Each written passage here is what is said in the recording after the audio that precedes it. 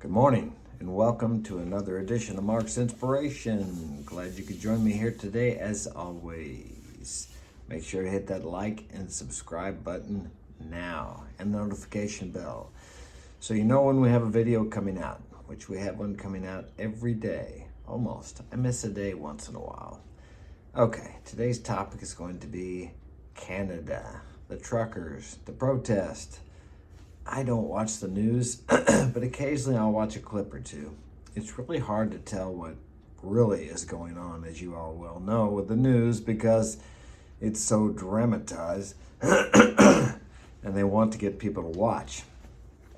So I'm really particular about what I watch, but even the people that are the newscasters that lean towards my views, I don't always believe everything they say either. So you have to be cautious of what you listen to, even when they're going along with whatever your agenda is, whether you agree, disagree, or don't care either way. Because the news is made to get ratings. So you have to remember that whenever you watch anything like that. And they also want to get you involved emotionally in whatever story they're telling you. I remember when we had, I live in St. Louis, or Troy, Missouri. It's kind of a suburb of St. Louis. We had the Ferguson riots, I suppose they were called. They made it out like it was something destroying the whole city of St. Louis, when in reality, it was just like a block or two. I think they burned some buildings, broke some windows, and stole some things, okay? But I was out of the country during that time, and people acted like the whole they thought from the news that the whole United States was like on fire, how dangerous it was to live here. But this was just a small few blocks of the city. And you consider there's thousands of blocks in the city of St. Louis. And then consider how big our country is. It was just a small portion, but they magnified that and made it into something that it wasn't. Sure, it was a bad deal, but it was not. But that's what the news does. They take something, well, the old saying, you make a mountain out of a molehill is very true. They want it to look worse than what it is because negativity attracts more viewers and they want you to be afraid. Because if they get you afraid, then you're going to watch and you're going to start depending on them for more information to keep you safe. Even though they're not concerned about you being safe, they're more concerned about you watching, building the numbers, getting their ratings up. So you want to keep this in mind whenever you're watching any news, even YouTube videos from independent, I don't want to call them independent newscasters, but independent people. There's a thing on there today where they had the truckers and they were making an announcement so they could tell you what's going on from their point of view, because they were saying just what I'm saying, that the media tends to distort things. So I tend to believe that these are the people that are involved in it. They're not dressed up. They're not being dramatic. They're real monotone. They're just giving the information. You can tell they're not trying to get your emotions up, because the news media and the news and the newscasts it's like watching a movie. Really, it's like watching a horror movie. And a lot of people like to pay to watch horror movies. People want to be stimulated, so that's what attracts them to these newscasters that add this drama. As I said, I don't watch the news, but occasionally I'm in a house where the clients have it on the whole time I'm there, which I don't like. And it amazes me the words they use and the emotion, the emphasis they put on the words. As compared to back when I was young in the 60s, I watched a rerun, and you might want to watch that of Walter Cronkite when President Kennedy got shot. Now, it was very factual, and there wasn't any drama. It was what you would call it bland today compared to the way the news is projected out there today.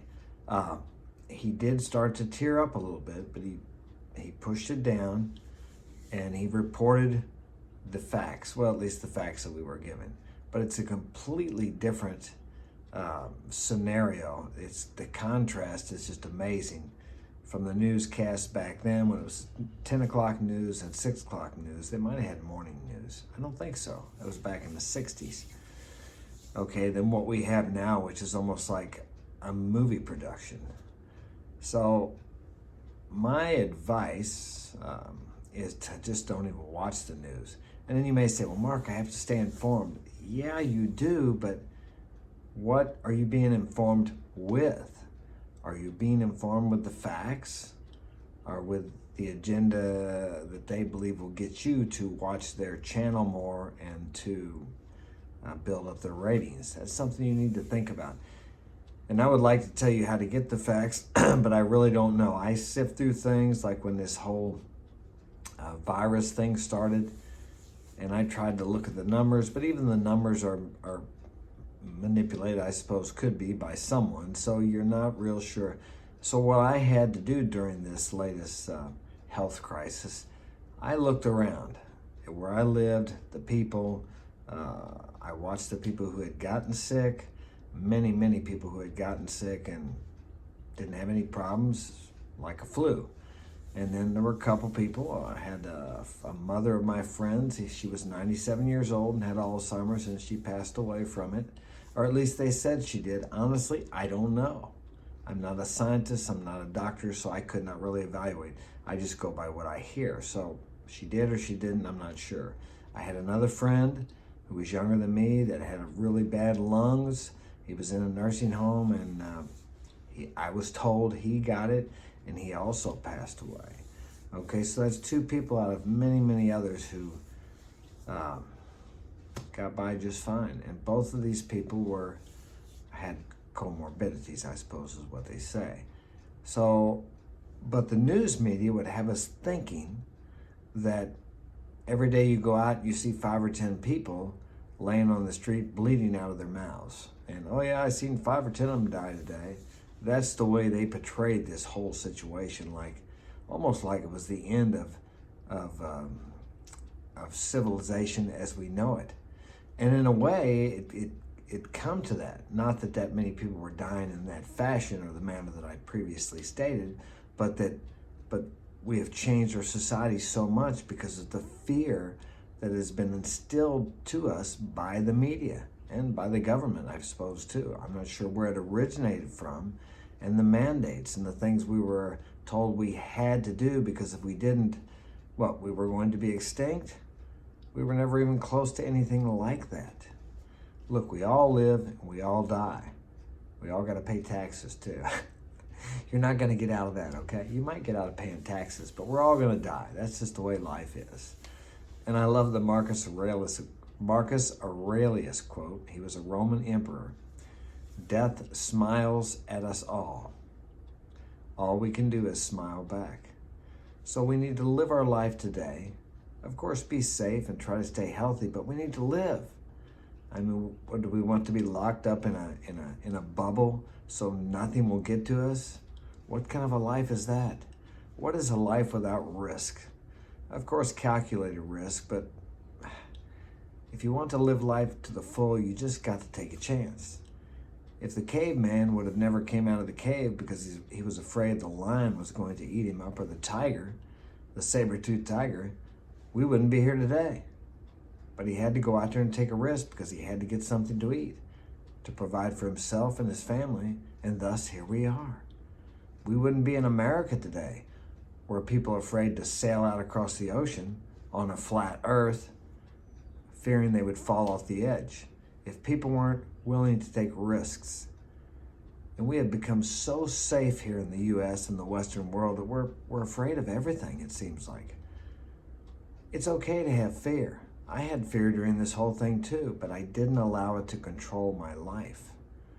Sure, I was cautious of other people, and I wasn't worried about it myself much. I had some fear. I washed my hands more, and I used a little sanitizer once or twice if you could find some. But I lived my life the same way as I did before all this fear came into our lives. And that's what I would suggest for you too. Because if you stay, let's say you stay safe for the rest of your life, but you don't live, what kind of a life is that? Something to think about. And something to think about also in respects to your goals and your dreams. You're going to have to take a risk.